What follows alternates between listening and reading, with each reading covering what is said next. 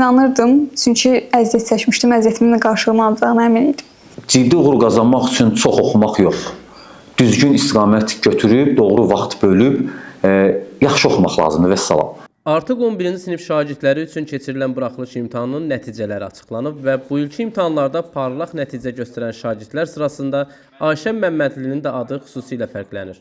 O, maksimum nəticə göstərən 23 nəfərdən biri olub və bu uğuru ilə təhsil aldığı məktəbi və doğma şəhəri Sumqayıtı fəxarətlə təmsil edib. Ayşə Məmmədli hazırda Sumqayıt şəhərində yerləşən 34 nömrəli tam orta məktəbin 11-ci sinif şagirdidir. Onun əldə etdiyi yüksək nəticə təkcə şəxsi nailiyyət deyil, həm də müəllimlərin əməyi və məktəbin ümumi təhsil səviyyəsinin göstəricisidir. Şagirdlə xüsusi görüşə gələn Sumqayıt Təhsil Sektorunun müdiri İman Ağayev bildirdi ki, buraxılış imtahanları ölkə üzrə minlərlə şagirdin bilik səviyyəsini qiymətləndirmək məqsədi daşıyır. Bu imtahanlarda mükəmməl nəticə göstərmək həm güclü baza biliyi, həm də intizam və çalışqanlıq tələb edir. Ayşə bu keyfiyyətlərin hər birini özündə cəmləşdirərək, gələcəkdə böyük uğura imza atacağının siqnalını verib. Qəribə hisslərdir, birinci dəfədə yaşayıram deyə sözdən ifadə eləmək olmur. Düzgün oxumalıdır, çox oxumaq yox, düzgün oxumalıdır. Səmərəli, düzgün, faydalı oxumalıdırlar. Nizam intizamlı, disiplinli oxumalıdırlar mənim fikrimcə və ən əsası da ki, məktəb hər şeyin başında məktəb durur. Yəni, bu nəticəni əldə etməkdə ən böyük pay məktəbə düşür. Ailəsi, müəllimləri və məktəb rəhbərliyi Ayşənin bu nailiyyətlərindən böyük qürur duyurlar. Məktəbin direktoru Afiq İsmailov bildirib ki, Ayşənin bu uğuru digər şagirdlər üçün də gözəl nümunədir. Ayşənin il ərzində dərsə davamiyyəti, disiplini, intizamı göstərirdi ki, Ayşə ciddi uğur qazanacaq. O sinifin şagirdlərinin hamısına eyni şeyi şamil etmək olar və mən xüsusilə bu anda onu vurğulamaq istəyirəm ki, bunu məncə Ayşə də bir neçə dəfə vurğulayıb. Bu məsələdə bizim fikirlərimiz üstə düşür.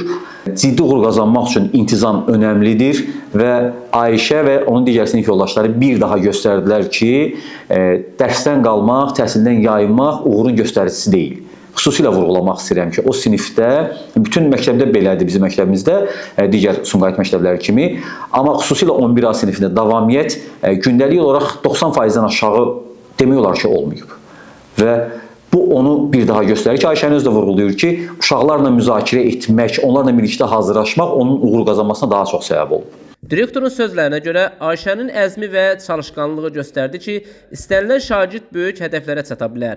Ümumən məktəb üzrə 35 şagirdimiz 200 və daha artıq bal toplayanlardır.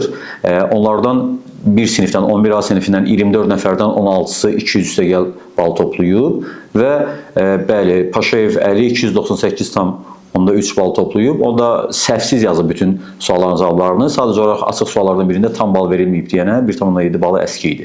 Amma digər şagirdlərimizdə 291, 295, 286 bal toplayan şagirdlərimiz var eyni sinifdə.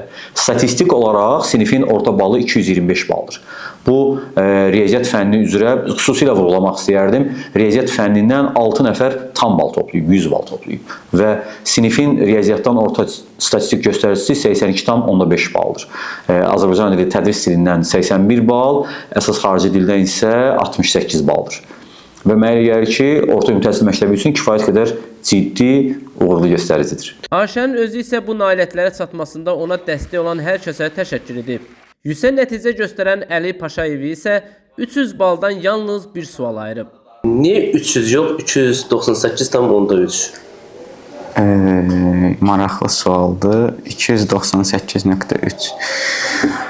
Bunun səbəbi bəlkə vaxtı biraz düzgün bölməməyim ola bilər imtahanda. Açığı həmin sual barədə biraz daha artıq fikirləşsəm, bəlkə də 300 də ola bilərdi. Orada bir ifadəni mən ömrümdə birinci dəfədə görürdüm. Bəlkə də ona görə kontekstə uyğun mənasını düzgün çıxara bilmədim. Amma yüksək nəticə də göstərdin. Bəli, bəli. Azərbaycan təhsilində belə uğurlar sevindirici haldır. Gənc nəsil arasında yüksələn bu cür parlaq şagirdlər ölkənin gələcəyə olan inamını daha da gücləndirir. Nizami Rəsulov, Fərhad Ələkbərli, xüsusi olaraq Dinas TV üçün.